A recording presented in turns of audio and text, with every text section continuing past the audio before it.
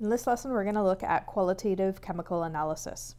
So first, just to differentiate between qualitative and quantitative. So qualitative are when we are describing something without using numbers and units of measurement, whereas quantitative would use numbers and units of measurement. So we're going to do qualitative, so no units or numbers for this. So we're going to use the solubility rules to determine if certain ions are present in a solution. We're going to use double displacement reactions, and we saw that anything that is aqueous dissociates into its ions when it is in solution. So it's only when there is a solid product formed that reaction occurs. So we're going to use that information to help us determine if there is a certain ion in a solution. And this becomes important in water quality, so there may be certain ions that we don't want to have in our drinking water, for example. And so if we thought that there was a certain ion in there, we could test for that using our solubility rules. So as a quick example here, if you think that your water sample has acetate in it, so the way that you would want to prove that acetate exists is to add in a solution that has an ion that when it combines with acetate would be insoluble in water and therefore would produce a precipitate. So we're going to look for something with acetate that would be a low solubility. And silver is the only thing that is low solubility with acetate. So we would add to that water sample that we think has acetate in it something that contains silver. And something that contains silver that is highly soluble, so that when that silver is in solution, it would become an ion, it would dissociate, and then when the silver and the acetate combine, those two are insoluble, and so a precipitate would form. So we are going to add something with silver in it, and then this is what we would be looking to happen.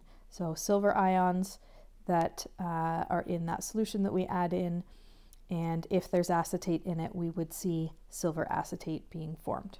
So we're not adding silver ions on its own. What we would need to do is we would need to find something where silver is not low solubility, so not one of the halides. And here, most things, silver isn't up here for either of these, so it wouldn't work for sulfide or hydroxide or sulfate.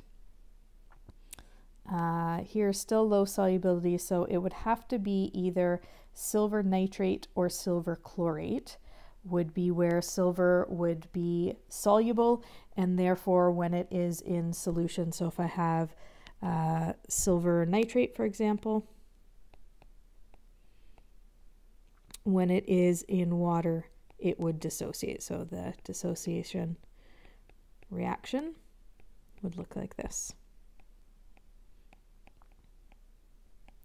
So then with the silver ions present in water, if acetate were there, then we would have acetate combining with the silver to make silver acetate, which is then a solid, so that would precipitate out. So that would be how we would determine if the acetate was there.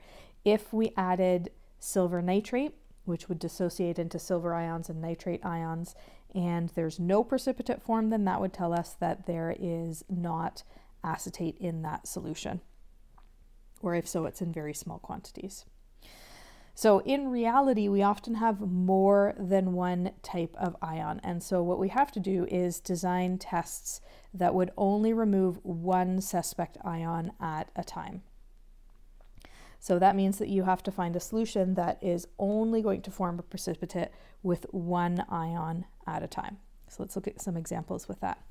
So let's say we think that iron 2 and strontium ions are present in a solution. So we need to find something that with either iron or with strontium would form precipitate, but not with the other. So here for hydroxide, strontium is highly soluble. So if we add something with a hydroxide, Strontium would not precipitate out, but most things would, and iron's not in this group. So if I were to add, let's say, sodium hydroxide, which that is highly soluble, so group 1 is sodium, which means this would dissociate into sodium and hydroxide ions. That would then allow the iron ions, if they are in solution, to react with hydroxide ions to form iron hydroxide.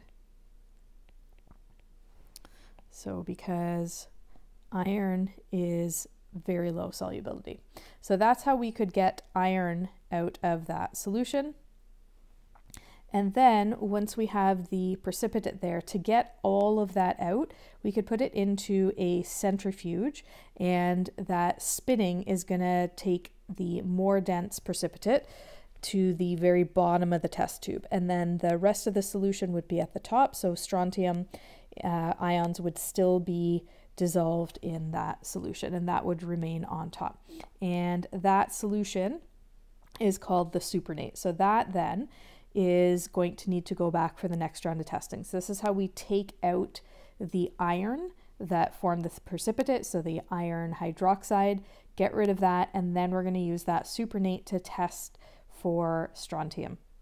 So now we're looking for something where strontium has a low solubility. So it's not over here. We could use a sulfide. Strontium over here is soluble, so not that, and it is definitely not soluble with sulfate. And actually, sorry, we can't use sulfide because it is group 2. So we are going to use sulfate then to get strontium. Oops, 2+. To form a precipitate. So that means that I need to introduce something that has sulfate in it and something that would be highly soluble with sulfate. So anything except for what's over here. So it could just be sodium sulfate. So because that is aqueous, it would dissociate into sodium ions and sulfate ions, and then the sulfate ions would be able to react with the strontium ions to form strontium sulfate, which would precipitate out. So if we have a precipitate there, then that would confirm that strontium ions exist there. Now we don't have to do these in this order. We could have done this, in the opposite order. So we could have gotten rid of strontium ions first. There we go. So over here, most things are soluble with sulfate.